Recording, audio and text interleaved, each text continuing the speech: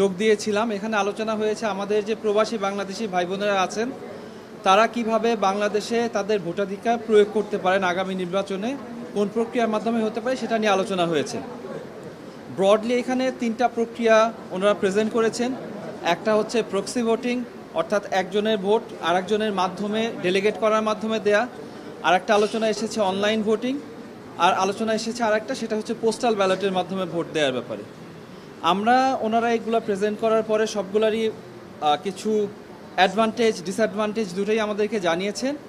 আমরা এটার পরে আলোচনার সময় ওনাদেরকে বলেছি যে এই জুলাই আগস্ট গণ অভ্যুত্থানের পরে মানুষের মাঝে, প্রবাসীদের মাঝে অনেক আকাঙ্ক্ষা আছে বাংলাদেশ বিনির্মাণে যুক্ত হওয়ার।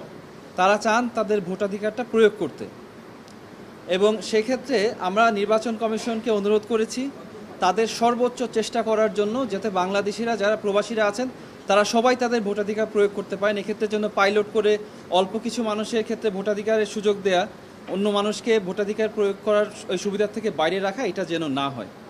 এবং আমরা আমাদের আশঙ্কার কথা জানিয়েছি যে যদি প্রক্সি ভোটিং হয়, সেই প্রক্সি ভোটিংয়ের অনেকগুলা ড্রব্যাক আছে, অনেকগুলা ক্ষেত্র আছে যেই জায়গাগুলা রিস্কি হতে পারে আমাদের ডেমোক্রেটিক প্রসেসের জন্য। সেই জন্য আমরা জানিয়েছি যে এই বিষয়ে আমাদের রিজার্ভেশন আছে। রিজার্ভেশনগুলো আমরা আগামী 15 তারিখের মধ্যে লিখিতভাবে জানাবো। এবং আমরা একই সাথে ওনাদেরকে অনুরোধ করেছি আর যে দুটো উপায় আছে, যে আমাদের